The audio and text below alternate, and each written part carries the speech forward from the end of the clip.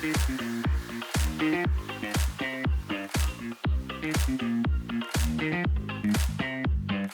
everybody, I'm Jean, and I'm so glad you're here today. Let me ask you a quick question. What's the last thing you were so obsessed with that nothing else seemed to matter? I asked some of my friends, and here's what they said. The beach. I love the beach. Everything about the beach. I love swimming. I love getting tan. I love laying down. I love hanging with my friends. I am obsessed with the beach. One thing that I'm obsessed with right now and forevermore, Arsenal Football Club. I know all the players, I know most of their stats, I even know some of the names of their children. One thing that I am completely obsessed with right now is learning how people create things. Oreo balls. Like roll up Oreos, you put them in a ball, you cover them in chocolate, you freeze them. Oh, Oreo balls. No matter what it is that pulled us in, we all know the feeling of being totally obsessed with something. Every word we say, every thought we think, every choice we make, every little thing we do, every part of our lives seems to be completely caught up in that thing we're into. And one of the things that has the potential to make everyone feel caught up is comparison. You've probably heard about comparison before, right? It's when we compare something about ourselves against something about someone else. You love your brand new shoes until you see a pair that somebody else is wearing in your small group. You think your grades are so good until you hear about the grade your best friend got. You're feeling good about how many views you got on your TikTok until you see how many of your friends are getting TikTok views on their posts that they put up. That's comparison. And if we're not careful, it's something we all have the potential to get caught up in. Here's the difficult thing about comparison. It has a way of taking over every part of our lives.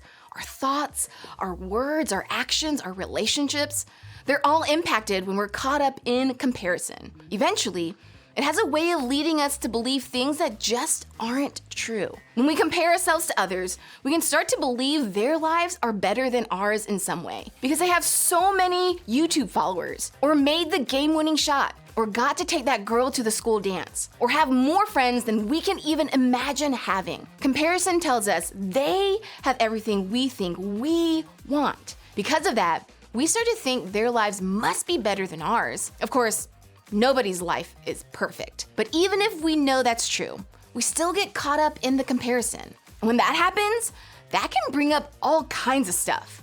For some of us, it's disappointment. We look at what they have and it makes us disappointed in what we have. Others of us get frustrated. The fact that someone else has what we think we deserve just doesn't feel fair. And that makes us mad. Maybe for you, the feeling comparison brings into your life is hopelessness.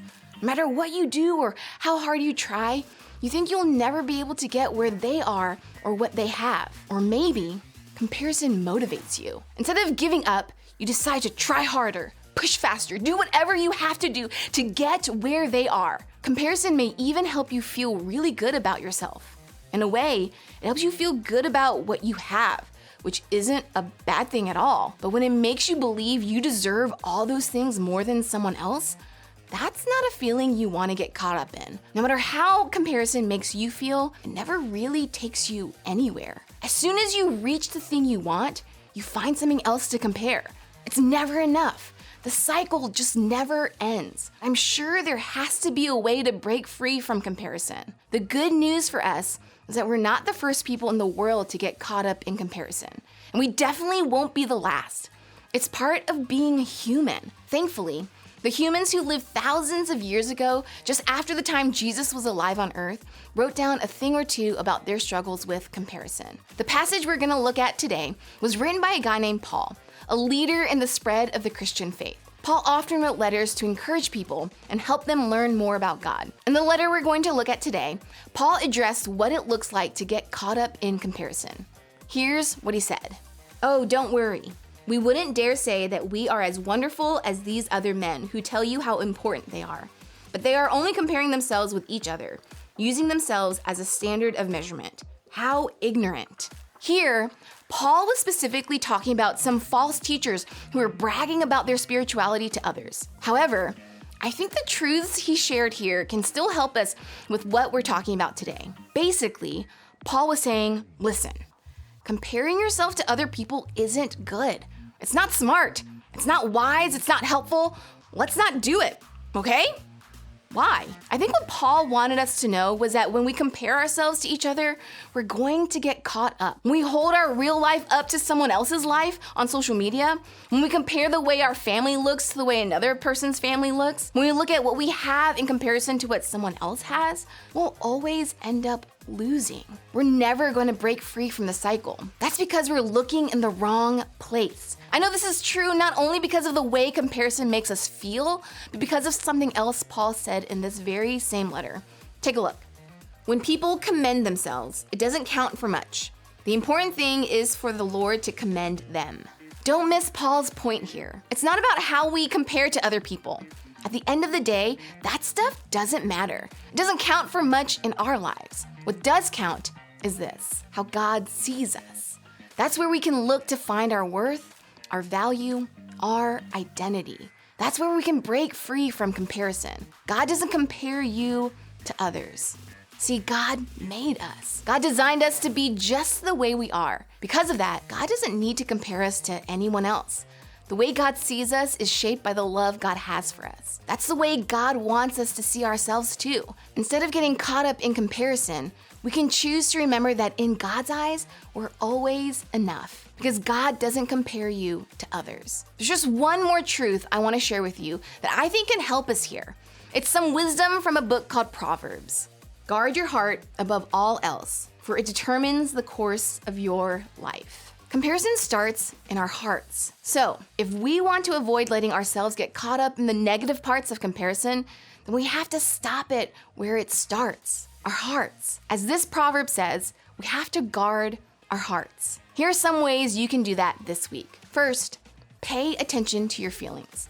Notice the way your mood or outlook changes when you start to compare yourself to someone else. Do you feel disappointed, frustrated, angry, anxious? Those feelings may be clues that you're caught up in comparison. Then find out what's causing it. What are you looking at, thinking about, or doing when you start to feel those things? What's causing your negative feelings of comparison? If it's something in your control, take a step away from it. Close the app, turn off the TV, take a break from that friend group for a day or so. If it's something you can't control, talk to someone who can help. A parent or small group leader is a great person to start with here. They can help you identify steps you can take to guard your heart and break free from what's causing comparison in your life. And lastly, celebrate what you do have. Instead of filling your heart with comparison, fill it with celebration for all the things you do have, the things that you're thankful for, the things you like about yourself, the good in your life. In fact, focusing on the way God sees you is a great place to start. When you're tempted to compare, fill that space in your heart with something better. Fill it with things that remind you of the truth that God doesn't compare you to others. Every single one of us struggles with comparison in different areas of our lives. The good thing is that we don't have to struggle alone. One of the reasons we have groups is to give you a place to talk about these things and become more aware of them. I hope you'll open up about how you may be struggling to break free from comparison with your group today.